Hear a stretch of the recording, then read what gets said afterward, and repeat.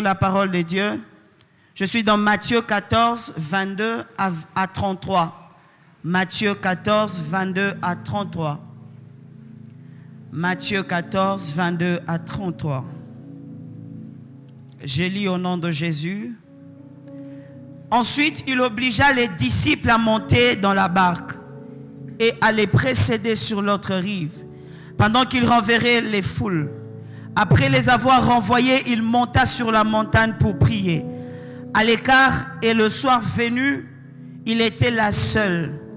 La barque était dans une distance de plusieurs stades et de la terre malmenée par les vagues, car le vent était contraire. À la 4e veille de la nuit, Jésus alla vers eux en marchant sur la mer. Quand les disciples les virent marcher sur la mer, ils furent troublés et dirent: c'est un fantôme. Et dans leur crainte, ils poussèrent des cris. Jésus leur dit aussitôt: rassurez-vous, c'est moi, n'ayez pas peur. Pierre lui répondit: si c'est toi, ordonne-moi d'aller vers toi sur les eaux. Et il dit: viens. Pierre sortit de la barque et marcha sur les eaux pour aller vers Jésus. Mais en voyant que le vent était fort, il eut peur. Et comme il commençait à enfoncer, il s'écria: Seigneur, sauve-moi. Aussitôt, Jésus entendit la main, le saisit et lui dit: homme de peu de foi, pourquoi as-tu douté? Ils montèrent dans la barque et le vent tomba. Dans d'autres versions, on dit le vent cessa. Ceux qui étaient dans la barque se prosternèrent devant Jésus et dit: tu es véritablement le Fils de Dieu. Amen. Est-ce qu'on peut se rasseoir? Dans ce grand thème, dans cette série d'enseignements que notre papa avait commencé, Dieu puissant et disponible, ce soir, j'aimerais parler d'un sujet, une autre dimension est disponible. Amen, amen. Tu peux dire à ton voisin: une autre dimension est disponible. Pourquoi je parle d'une autre dimension est disponible? Parce que certes, nous sommes dans une nouvelle année, certes, nous commençons une nouvelle année.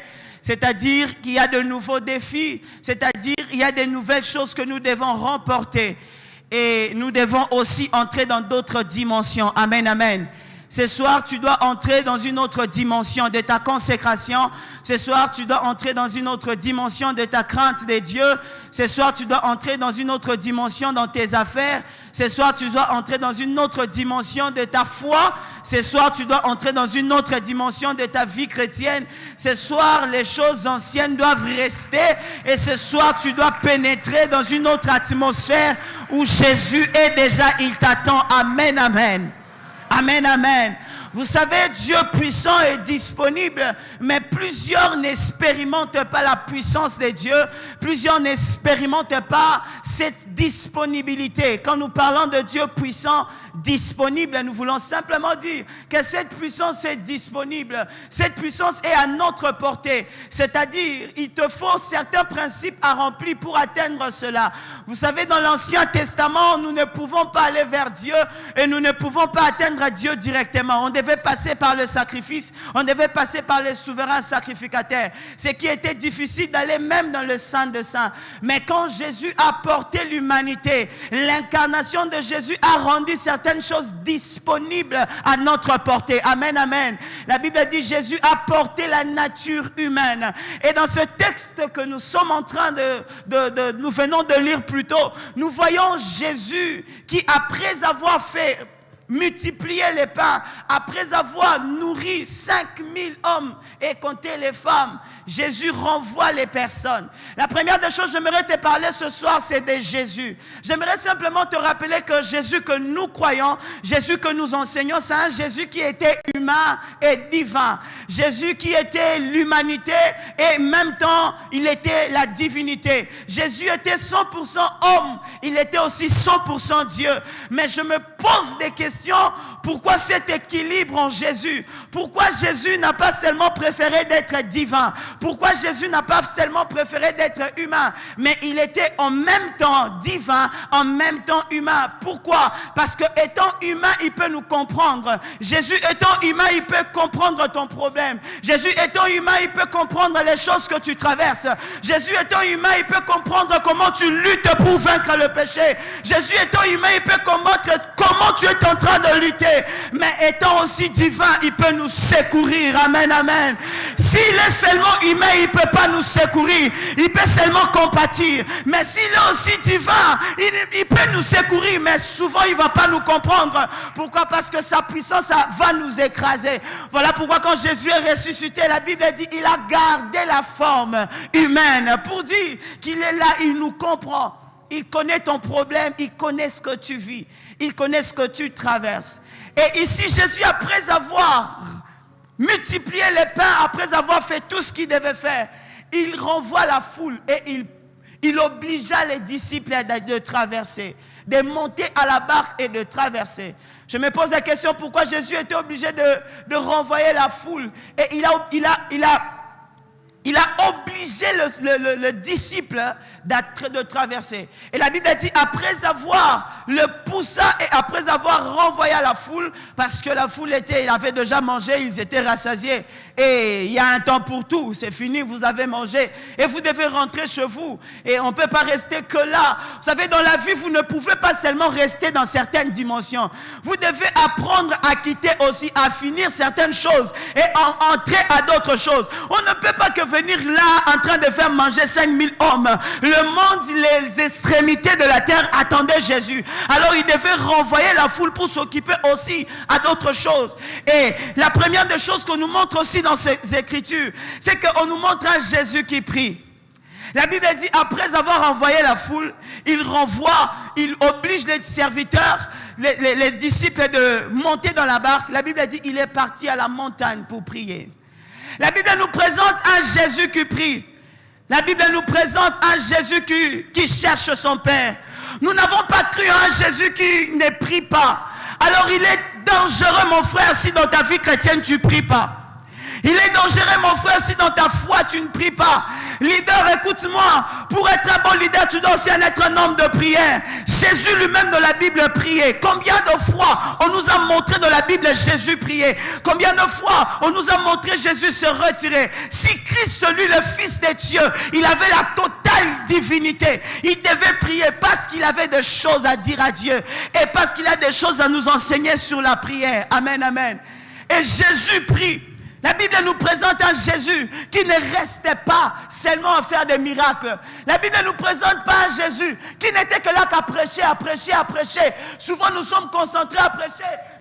Nous ne cherchons pas à entrer aussi dans la prière. Des fois tu es concentré à lire la Bible, mais tu n'es pas aussi concentré à aller prier. Jésus, on nous présente un Jésus qui, après avoir fait des miracles, il partait aussi prier. Après avoir mangé, il partait aussi prier. Alors mon frère, ma soeur, il est très important d'avoir une vie de prière constante.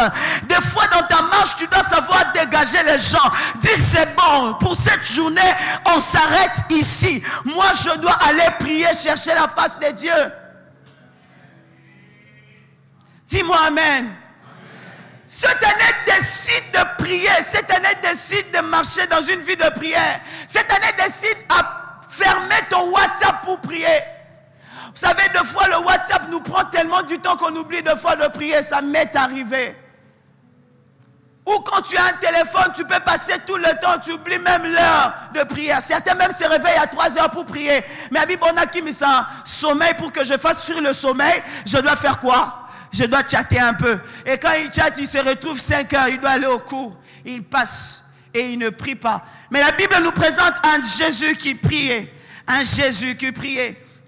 Et quand il renvoie les disciples, la Bible dit les disciples arrivaient dans la mer, il y avait un vent contraire et qui les résistait. les disciples n'arrivaient plus à marcher.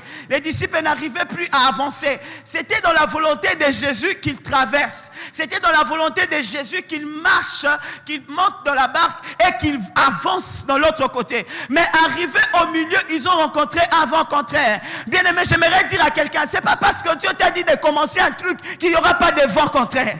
Plusieurs pensent que si Dieu nous appelle dans le ministère, tout sera facile. Je vous dis, tout n'est pas facile dans le ministère. Tout n'est pas facile dans les choses de Dieu.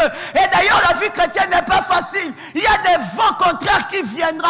Et si même dans ta marche avec Dieu, que tu n'as pas encore rencontré les vents contraires, tu ne marches pas d'abord avec Dieu. Parce que la marche avec Dieu, tu rencontreras. Si tu ne rencontres pas le diable, tu rencontreras Dieu lui-même dans ton chemin. Et la Bible dit la barque commençait à bouger. Ils ont perdu tout espoir. Jésus n'était pas là. Vous imaginez celui qui peut faire beaucoup de miracles. Dernièrement, si vous lisez la Bible, ils étaient avec Jésus. Jésus dormait même dans la barque. Mais cette fois-ci, il ne dort pas dans la barque. Cette fois-ci, il n'est même pas dans la barque.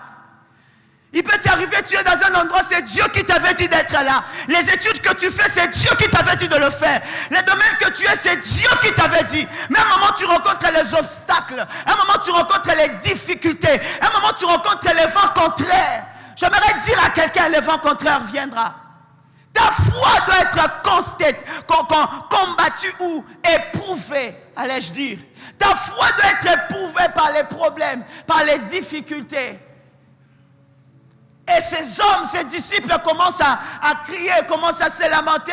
Mais où est Jésus? Où il est? C'est Jésus qui m'a dit que tu dois faire ceci. Mais ces choses se compliquent. Le Seigneur m'avait dit de faire la médecine. Mais Seigneur, je commence à reprendre l'année. Ces choses se compliquent. Et Jésus souvent, et tu penses plutôt que Jésus n'est pas là. Bien aimé, ce n'est pas parce qu'il n'est pas là qu'il ne viendra pas. Ce n'est pas parce que tu ne le vois pas qu'il n'est pas là. Il est là. Il est là. Ce n'est pas parce que tu ne vois pas Dieu dans ton problème qu'il n'est pas là. C'est faux. Et la Bible, j'aime ce que Matthieu dit. Il dit, à la 4e veille, Jésus vient. Or, les nuits juives sont séparées en 4 veilles. Amen. Chez les Juifs, la nuit commence à 18h. Et chaque veille prenait 3 heures. C'est-à-dire de 18h à 21h, première veille. De 21h à minuit, deuxième veille.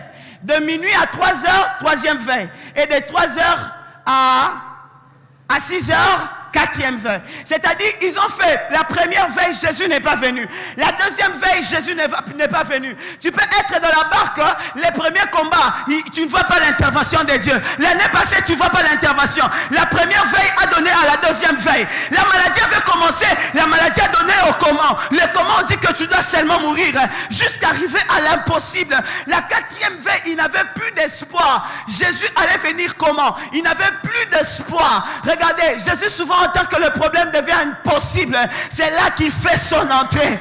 Bien aimé, quand tu ne vois pas encore la visitation de Dieu, peut-être que ton problème n'est pas encore devenu à l'essème. Il faut que tu arrives. Ainsi Jésus vient.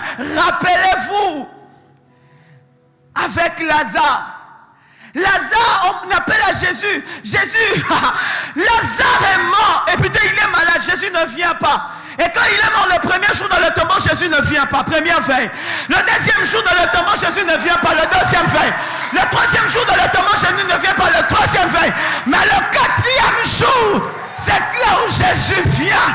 J'aimerais dire à quelqu'un que Jésus, dans sa dimension de la divinité, il intervient pour nous secourir. Voilà pourquoi les 3 évangiles représentent Christ comme humain. Parce que dans les 3 évangiles, on parle de la généalogie. Mais j'aime le 4e évangile.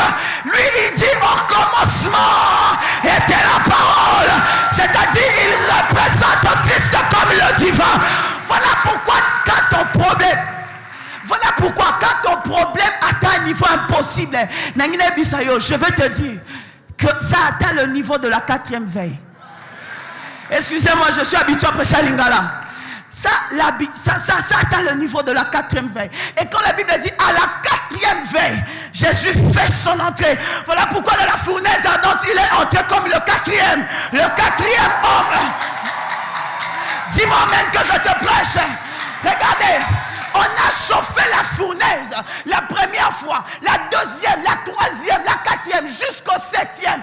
Les trois compagnons pouvaient perdre l'espoir. Il dit non. Moi, je pensais que Jésus allait venir quand on allait chauffer à la quatrième fois. Mais Jésus est venu comme lui-même, le quatrième homme. Il n'est pas venu quand on a chauffé à la quatrième fois. Il est venu quand? Comme lui-même, le quatrième homme. Et quand il vient, les disciples crient. Ils regardent. Fantôme. Fantôme. Vous voyez un peu qu'est-ce qui se passe. Vous travaillez durement et vous êtes confrontés à des problèmes et des situations. Mais celui qui doit vous porter la solution arrive, vous le traitez de fantôme.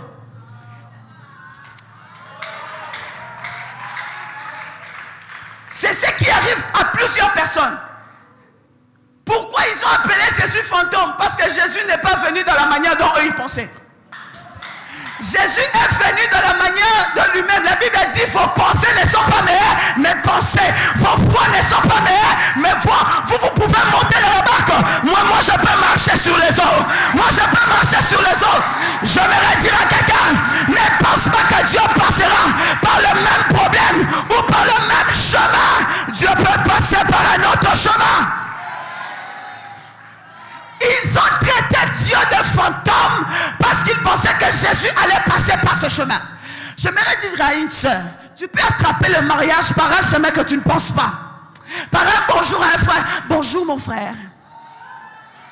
Oh. C'est-à-dire, nos voix ne sont pas les voix de Dieu. Et la manière d'intervention de Dieu ne sont pas nos manières. Des fois, nous pensons que Dieu va intervenir de telle manière alors que Dieu passe à côté. Voilà pourquoi Israël a raté sa visitation. Parce qu'il pensait que le roi, le Messie promis, allait descendre comme un roi entouré de soldats. Non, Jésus est venu comme un agneau. Il est venu comme un agneau. Ces hommes n'avaient pas l'intelligence du temps ou la compréhension, la sensibilité de leur visitation. Et Fantôme nous enseigne encore que plusieurs dans la vie, quand ils ne comprennent pas la bénédiction de quelqu'un, ils traitent ça de l'occultisme. Dis-moi même que je te parle. Certaines fois, notre pasteur est élevé, il dit que c'est l'occultisme. Non, il s'appelle fantôme parce qu'ils n'ont pas compris la manière de faire de Dieu. Comment tu es arrivé là-bas? Parce que les gens qui arrivent là-bas entrent ici. Mais comment tu es arrivé ici? Toute dimension que tu rejettes te fuit. Ce que tu crois s'attache à toi. Amen. Ce que tu crois s'attache à toi. J'ai étudié un peu les Juifs. Vous savez, les Juifs, parce que quand Dieu dit à Moïse de bénir Israël, Israël croyait à cette parole. Il possédait cette parole. Il vivait cette parole. Toute dimension que tu ne comprends pas, ne critique pas. Tu vois quelqu'un être élevé d'une manière extraordinaire, ne critique pas. Ne dis pas fantôme. Ne dis pas fantôme. Ne dis pas fantôme. Ne dis pas fantôme. Si tu vois un aveugle voir ce soir, ne dis pas fantôme. Jésus vient. Tu as un problème. Mais ton vrai problème, c'est que tu n'élargis pas ton intelligence spirituelle. Tu n'élargis pas ta sensibilité. Tu as raté beaucoup d'opportunités l'année passée. Pourquoi? Parce que tu n'avais pas la conscience que Dieu peut passer par ici. Qui savait que Naaman allait être sauvé par une petite fille? Est-ce que vous comprenez ce que je dis? Qui pensait? Deux fois dans ma vie, j'ai raté certaines visitations parce que je ne comprenais pas que Dieu allait utiliser cette voie. Moi je regardais, non, je ne l'aime pas, il est comme ça, non, moi je ne suis pas comme ça, je ne l'aime pas. Alors que c'était la voie que Dieu avait prévue pour que toi tu arrives à la grandeur. Et plusieurs ont raté l'expérience de marcher sur la mer parce qu'ils ont traité Jésus de fantôme. C'est que tu ne maîtrises pas, ne critique pas. C'est que tu ne comprends pas, ne critique pas. Cette année, prends la décision de ne pas critiquer les gens, de ne pas parler sur les gens. De ne pas passer du temps à dire c'est fantôme, c'est le diable, c'est pas vrai, c'est pas Dieu, c'est pas Dieu, c'est pas Dieu. Non! Qu'est-ce que Jésus ne peut pas faire? Qu'est-ce que Dieu ne peut pas faire? Dis-moi, qu'est-ce que Dieu ne peut pas faire? Qu'est-ce que Dieu ne peut pas faire? Qu'est-ce qu'il ne peut pas faire? Quelle est la chose que Dieu ne peut pas résoudre? Je dis des choses que j'ai vécues avec Dieu. Des fois, il y a des choses qui t'arrivent, tu te dis, comment c'est arrivé? Certains même ont demandé des dons spirituels. Et le mercredi, quand Papa Béladé priait pour les dons, certains même ont accepté, ils ont dit, je vais avoir les dons. Et quand il dort la nuit, il voit des visions mystiques, il dit, ah, fantôme!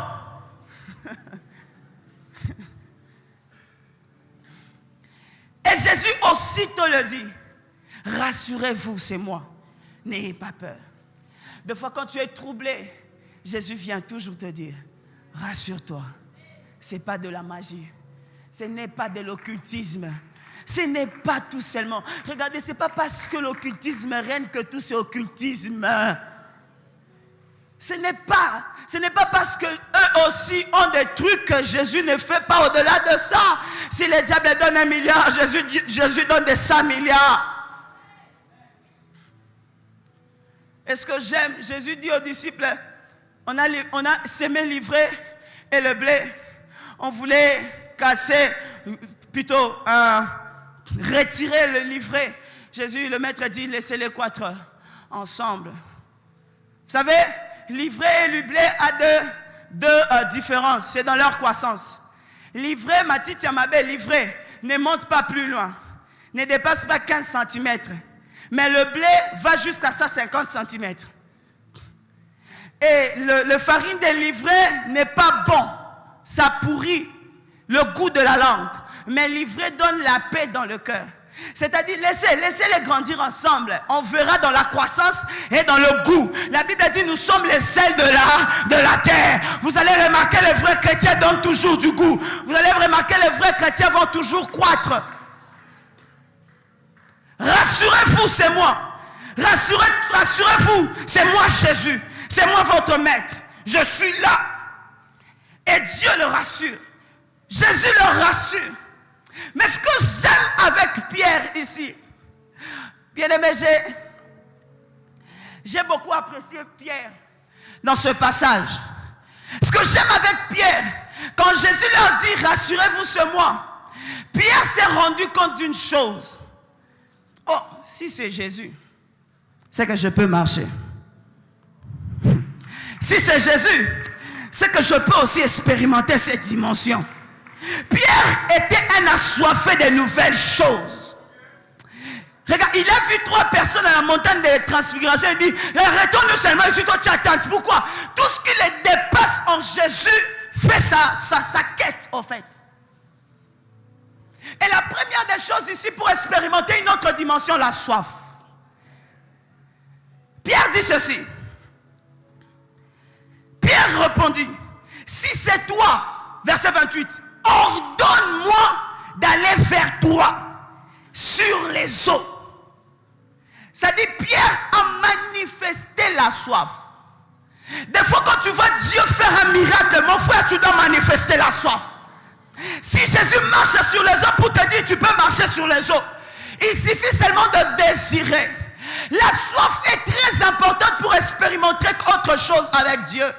Ne sois pas pressé de critiquer celui qui monte, mais sois pressé de chercher Dieu pour qu'il t'amène aussi. Il dit, si c'est toi, ordonne que je vienne. Pierre nous enseigne premièrement sur la soif, qu'il avait besoin aussi de marcher.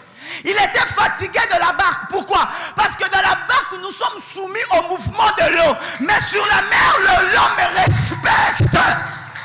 Oh my God. Il y a des dimensions où le monde te méprise. Mais il y a des dimensions où c'est toi qui règne sur le monde. Et Pierre refuse cette dimension de dépendance sur la barque. Il dit non. Si Jésus peut marcher sur la mer, ordonne que je marche sur la mer. Ordonne que je marche aussi sur la mer. Mais j'aime aussi une chose, que Pierre, par-dessus tout, voulait être avec Jésus. Il dit, ordonne que je marche et que je vienne vers toi, où tu es. Pas seulement marcher sur les eaux, mais être où tu es. Pierre manifeste la passion de la personne de Jésus. Bien-aimé, pour entrer dans une autre dimension, ne cherche pas seulement les dimensions, mais cherche celui qui est le maître des dimensions. Si tu as Jésus, tu as toutes les dimensions. Si tu as Jésus, tu peux marcher sur l'eau quand tu veux. S'il y a un problème, je marche sur ça parce que tu as Jésus. Et Pierre dit, si c'est toi, ordonne que je marche et que je vienne premièrement vers toi et que je marche sur les eaux. Et que je marche sur les eaux et que je vienne vers toi. Pierre a manifesté la soif. Il a manifesté sa soif. Il a dit, Seigneur, je veux venir vers toi. Il ne voulait pas être loin de son Jésus. Cette année, prend une décision d'être avec Jésus. Cette année, prend une décision de marcher avec Jésus. Ce que j'aime dans Luc 4, 7, 44 à 47, la Bible nous raconte l'histoire. Jésus est allé dans la maison de Simon, le lépreux, qu'on appelle souvent comme ça. Il est allé dans cette maison et une femme pécheresse, prostituée, a entendu que Jésus est entré dans cette maison. Jésus était assis avec Simon et tous les autres. Mais quand cette femme est entrée, cette femme avait un but, c'est de rencontrer Jésus et c'est d'être au pied de Jésus. Et quand cette femme entre dans la maison, la Bible dit il est derrière Jésus, en pleurant. Directement, il est allé sur ses pieds. Il a essuyé ses pieds avec ses larmes et de parfum. Simon dit, oh, c'est sûr que cet homme n'est pas un prophète. Comment il peut permettre une pécheresse à Simbaye qu'elle la touche? Jésus lui dit, Simon, je suis venu ici. Tu ne m'as même pas fait ça. Simon n'a pas respecté les principes qui étaient dans le monde oriental. Parce que là-bas, quand vous recevez un invité, vous devez lui donner de l'eau. Vous devez lui donner de l'eau pour qu'il lave ses pieds. C'était le signe de politesse. Mais il a reçu Jésus dans sa maison, mais il n'a pas rempli les signes de politesse. C'est pareil à certaines personnes à l'église. Vous venez à l'église, mais vous n'avez pas besoin de Jésus. Vous venez parce que vous savez que la chorale chante bien. Vous venez parce que vous savez que le pasteur est là. Mais vous ne venez pas parce que vous savez que j'ai besoin de Jésus.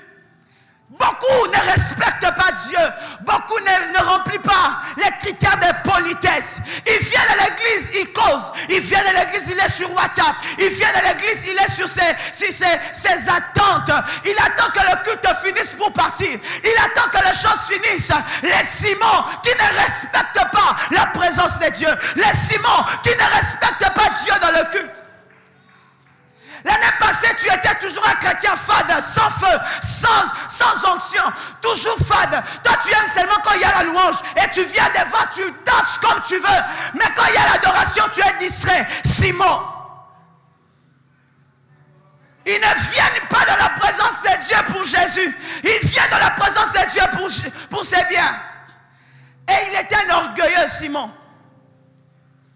Mais quand cette femme vient, il se prosterne. Bien-aimé, cette année, décide d'être quelqu'un qui est assoiffé de Dieu. Cette année ne vient pas dans le culte pour venir. Cette année vient pour rencontrer Jésus.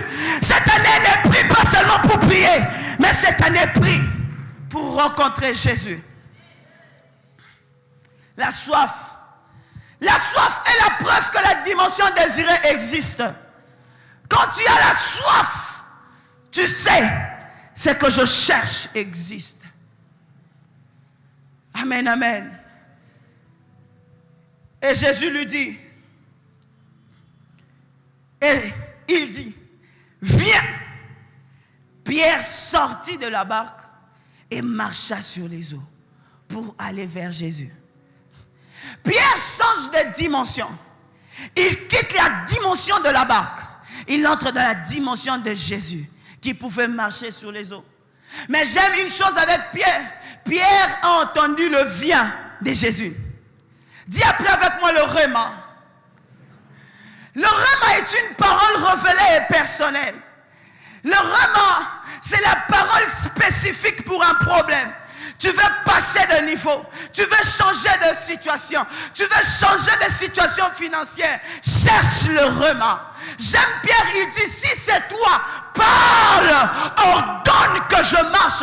Parce que Pierre savait, les miracles n'est que possible par le rema. Car dans la pêche miraculeuse, il avait jeté la pêche parce que Dieu avait parlé. Il dit, cette fois-ci, je ne jette pas parce que je dois jeter. Mais cette fois-ci, c'est sur ta parole. La parole de Jésus avait la capacité de pousser les poissons. Oh my God! Cette année, cherche à écouter la voix de Dieu. Cette année, cherche à entendre les oracles de Dieu. C'est la seule parole qui te permet d'expérimenter l'impossible. Oh! Ce qui te tue, tu cherches les conseils, mais tu ne cherches pas la voix de Dieu. Tu cherches qu'on t'approuve, mais tu ne cherches pas que Dieu t'approuve. C'est ce qui fait t'échouer. Tu es dans les affaires. Qui a dit que tu fasses ça? Quel est le mot, le rama que tu as écouté de Dieu? Pierre a dit, dis, ordonne. Les problèmes sont devant moi. Les difficultés sont devant moi. La maladie est devant moi. Les finances sont devant moi. Mais Seigneur, dis un mot. Je marcherai. Dis un mot, j'avancerai. Dis un mot, j'entrerai dans la dimension. Dis seulement un mot, prononce un rama. Jésus lui dit, viens. Dans le viens de Jésus, ça a la capacité de te faire surmonter les obstacles de la vie. La parole de Dieu a la capacité de t'amener au-delà des problèmes, au-delà des situations et de te faire entrer dans une autre dimension. Amen, amen. Et il dit, viens, viens, la parole.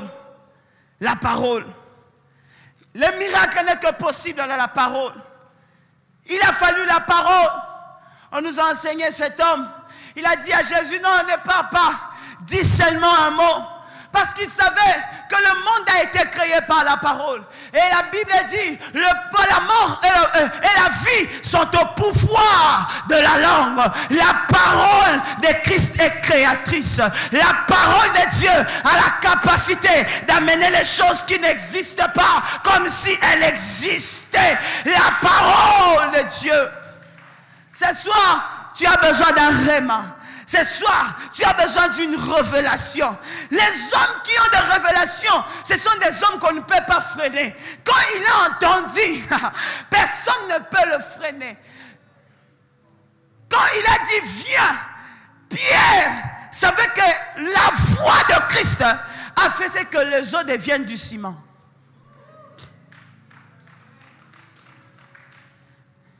Ton problème n'est que problème devant toi. Mais devant Jésus, n'est rien. Devant Jésus, n'est rien. Et Pierre obéit à la parole. Parce que le viens ici n'est pas seulement un rhéma, mais c'est un commandement qu'il lui donne. Jésus lui dit, viens. Comme il m'a dit de venir, c'est bon, je viens. Comme j'ai entendu le go, c'est bon, je viens. Des fois, ne soyez pas pressés de monter dans le zone au Kozinda. Tu vas t'enfoncer. Oui, tu veux faire une chose. Attends le go de Dieu. Oui, tu veux commencer quelque chose. Attends le go de Dieu. Plusieurs sont morts parce qu'ils ont été pressés d'aller. Attends d'abord que Jésus vienne. Attends d'abord que tu remarques que c'est Jésus. Attends aussi qu'il parle. Et quand Jésus parle, tu dois obéir.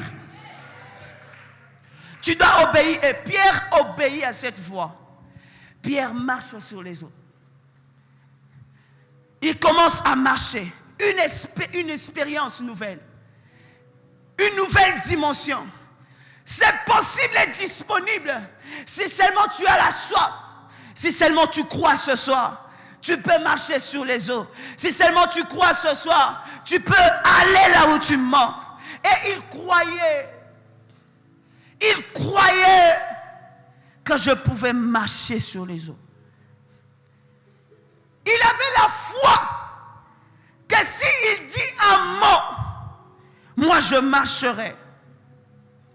S'il prononce une phrase, je marcherai sur les eaux. La foi vient de ce qu'on entend. Et ce qu'on entend vient de la parole, d'un réma.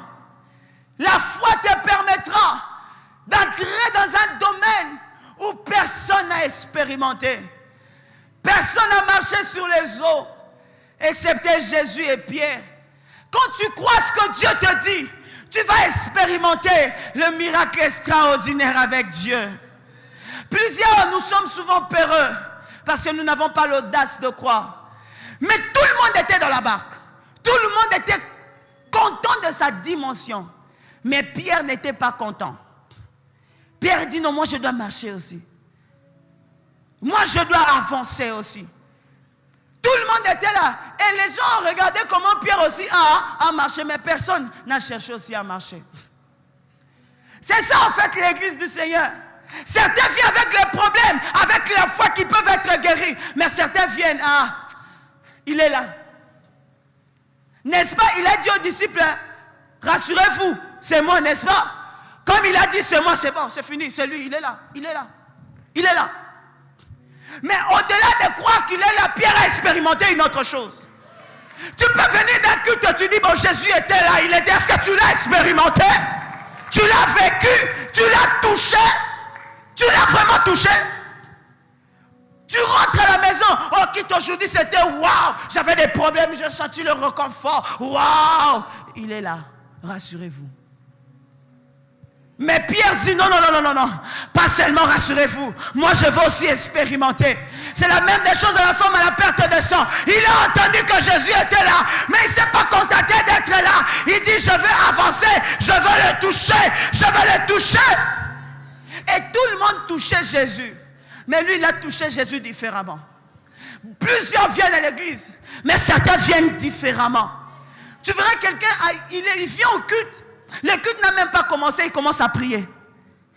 Le modérateur n'est même pas monté, il parle en langue. Il parle en langue, il parle en langue. Pourquoi? Il est venu différemment. Il est venu différemment. Vous qui venez différemment au culte, sachez que Jésus, la dimension est disponible pour vous. Le miracle est disponible pour vous. Ne regardez jamais la personne qui est à côté de toi. Lui là, il est fatigué. Lui se contente de ça. Mais les pires, ce sont des personnes qui ne se contentent pas seulement de ça. Parce qu'ils savent que dans la dimension de Dieu, il y a plusieurs choses. Dieu te donne le mariage, c'est fini, et les enfants. Il te donne les enfants, c'est fini. Quels enfants? Tu risques d'avoir des enfants. Tu risques d'avoir des enfants. Ne te contente pas de rester là. Avance. Ne te contente pas de toucher seulement. Expérimente. Ne te contente pas de prier, soupir. Ne te contente pas d'avoir la foi. Obéis. Accomplis toute la Bible et tu expérimenteras les dieux de la Bible. Il marche, les autres restent.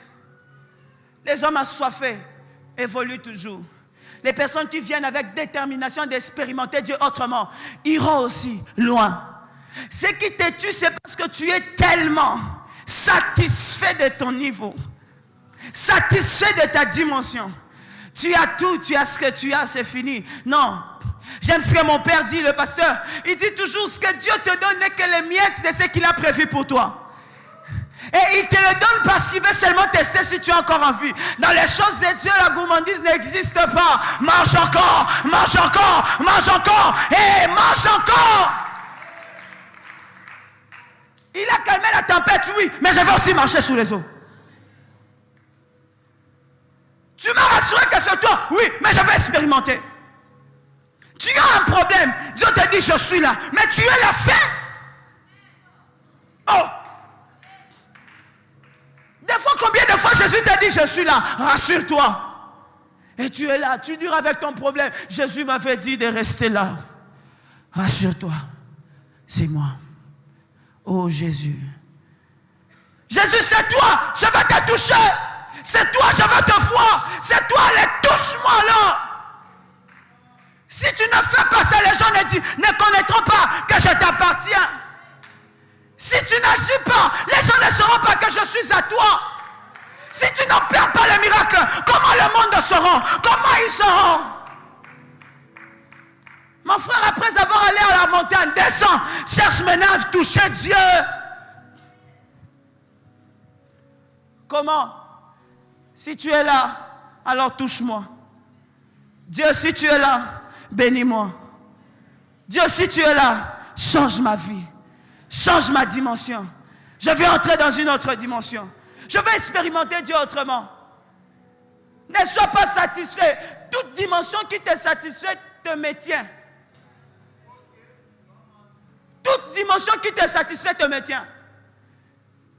Les hommes intelligents le savent. Après avoir trouvé une solution, ça crée toujours un besoin. On a créé des petits téléphones comme ça à l'époque des conis, des braises, pour les gens qui ne parlent pas lingala. Nous, on appelle ça comme ça les conis, les braises. Je ne sais pas autre mot pour dire. Et ils ont dit, mais ces téléphones, ça ne va pas. Il faut qu'on améliore. Ils ont amélioré. Aujourd'hui, bientôt, iPhone 40, iPhone 100. Dernièrement, je suis allé dans un magasin. Moi, j'utilisais A7. J'ai trouvé A70. Moi, je suis encore à... Je veux vivre les dieux des A7. Fais-moi quitter cette dimension. Nazala n'a pas Janzambe. Bien-aimé, tu dois être à la page de Dieu. Si Dieu n'est plus dans la barque, tu dois plus être dans la barque. S'il est dans la mer, tu dois être dans la mer. Partout il sera, tu dois être avec lui. Oh, et quand il viendra au ciel, nous serons aussi au haut.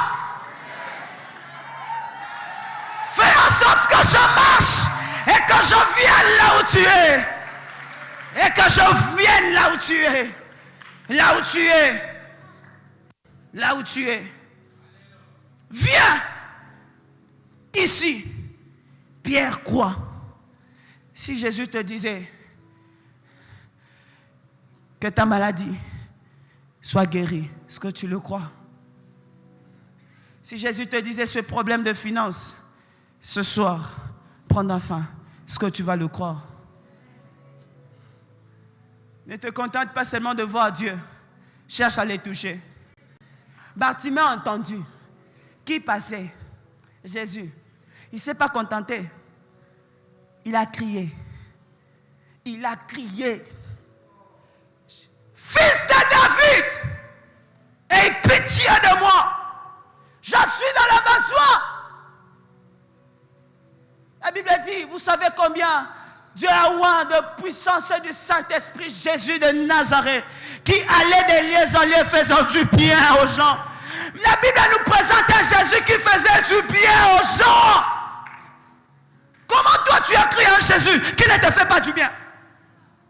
Dans ta vie chrétienne, tu n'as même pas d'extase, de miracles, d'extase, de provision divine. Vie chrétienne, c'est encore un film américain. Il y a trop de suspense. Et mon Dieu te surprend. Et mon Dieu te donne un bon mariage. Et moi, il te donne une bonne voiture.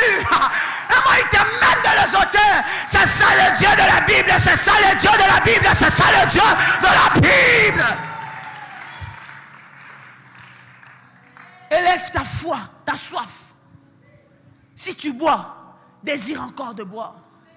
Si tu soupires, désire encore d'expérimenter. Ne t'arrête pas de boire. Ne t'arrête pas de vivre les dieux seulement d'aujourd'hui. Dimanche, je viens encore, Seigneur, jusqu'à ce que... Si tu ne veux pas que je demande, alors amène-moi au ciel. Si tu me laisses sur la terre, Seigneur, fais. Seigneur, fais. J'avais encore plus. J'avais encore plus. Ah, mon Dieu, mon Dieu, mon Dieu.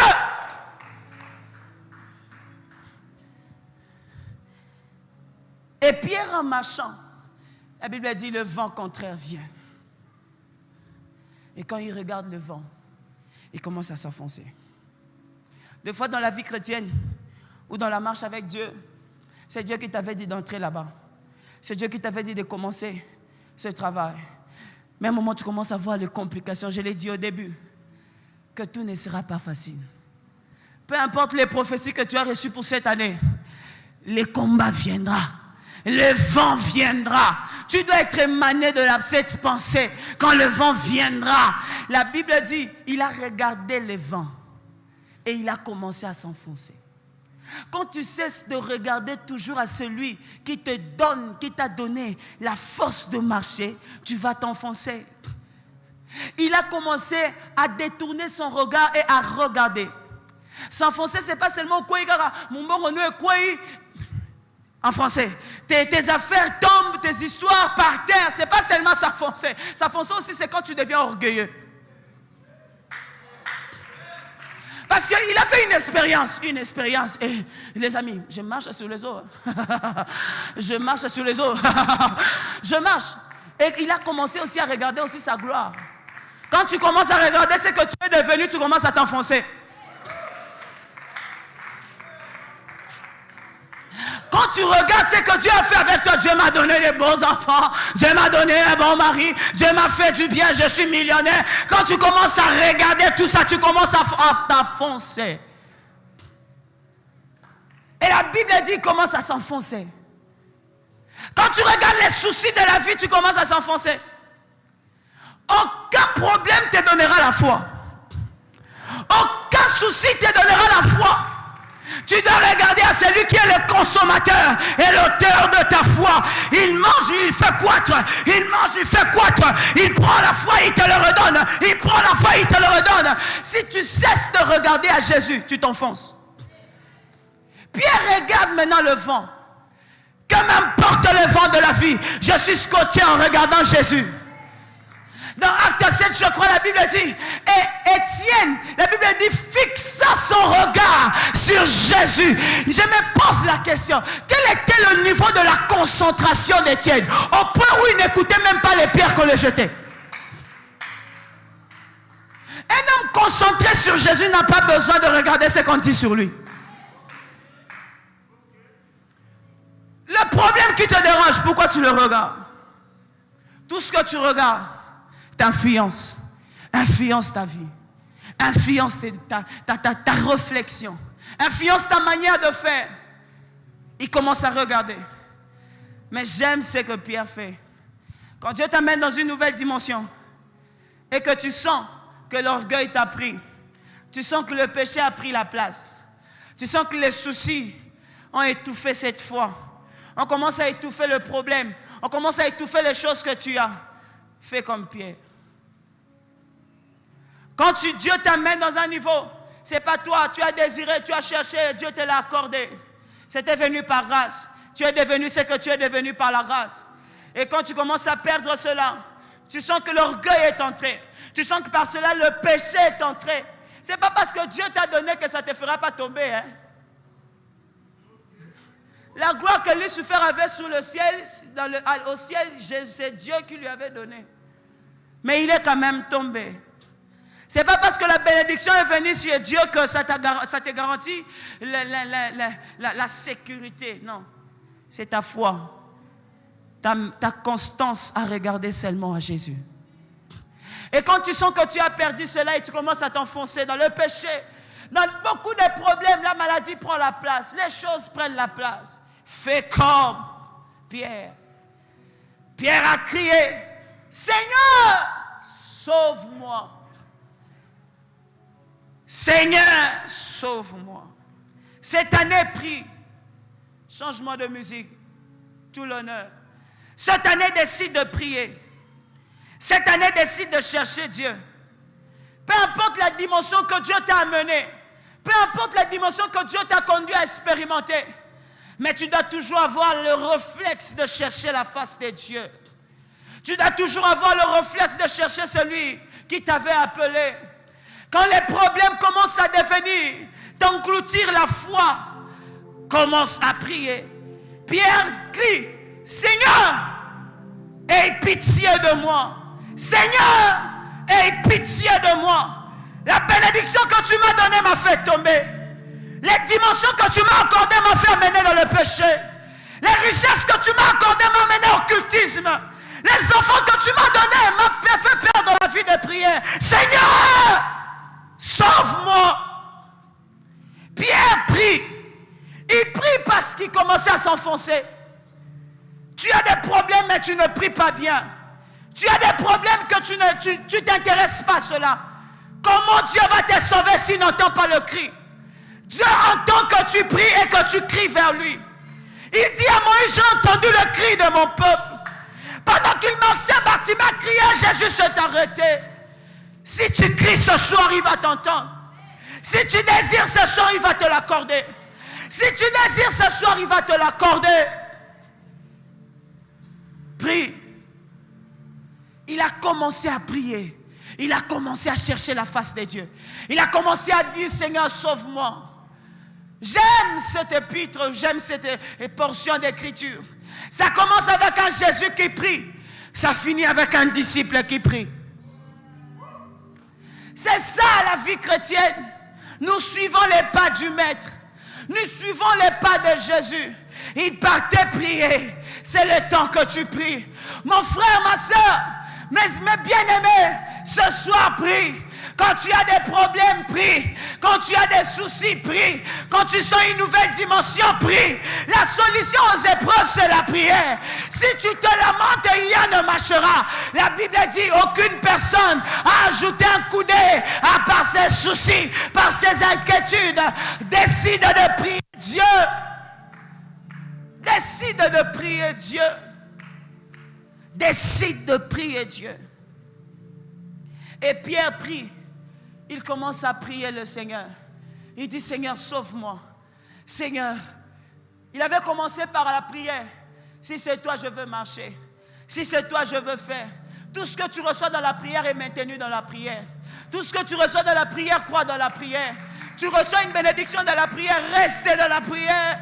Ne perds pas ta vie de prière. Regardez, je finis par ici.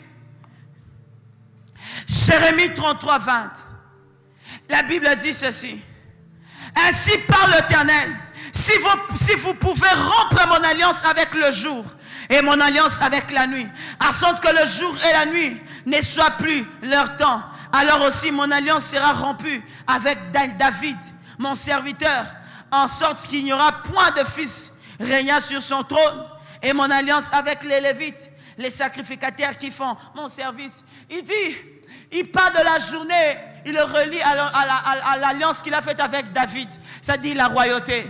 Il parle de la nuit, il le relie avec l'alliance qu'il a faite avec le sacrificateur.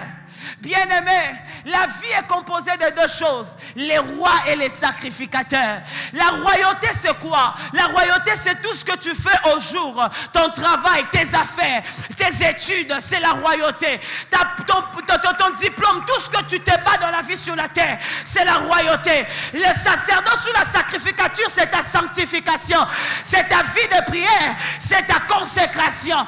La Bible dit, il dit mon alliance au jour et mon alliance à la nuit. Bien-aimé, entre le jour et la nuit, qui vient en premier? C'est la nuit. La Bible dit, il y eut d'abord un soir et un matin. C'est-à-dire, la nuit précède le jour. Cela veut dire que le sacerdoce précède la royauté. Si tu te sépares de ta prière, si tu te sépares de ta vie chrétienne, tu vas échouer dans ton royaume. Ainsi, ce qui tue, c'est que toi, tu ne pries pas. Tu ne décides pas de te sanctifier. Tu ne décides pas de chercher Dieu. Voilà pourquoi tes affaires commencent à s'engloutir. Les problèmes commencent à envahir ta vie, envahir ta foi. Parce que tu as perdu ce qui fait la force.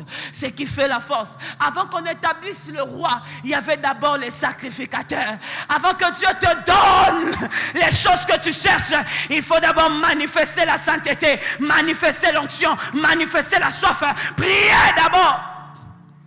Et les hommes qui se maintiennent dans la royauté, ce sont les hommes qui savent s'agenouiller. La nuit, c'est pour le sacerdoce. Ce qui te tue, c'est que la nuit, toi, tu dors. Mais les autres, la nuit, parlent la langue.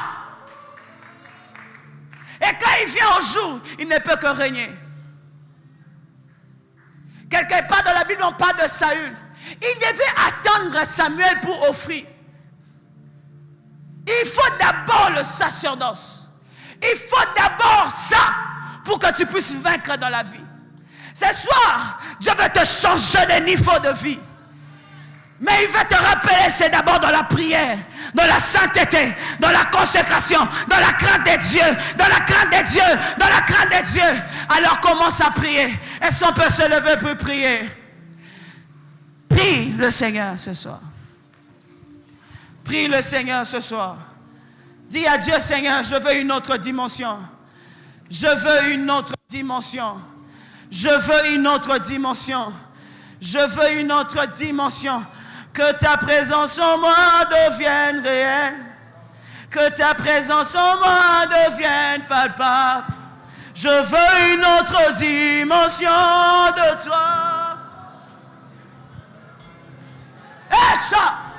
Que ta présence en moi devienne réelle. Que ta présence en moi devienne palpable.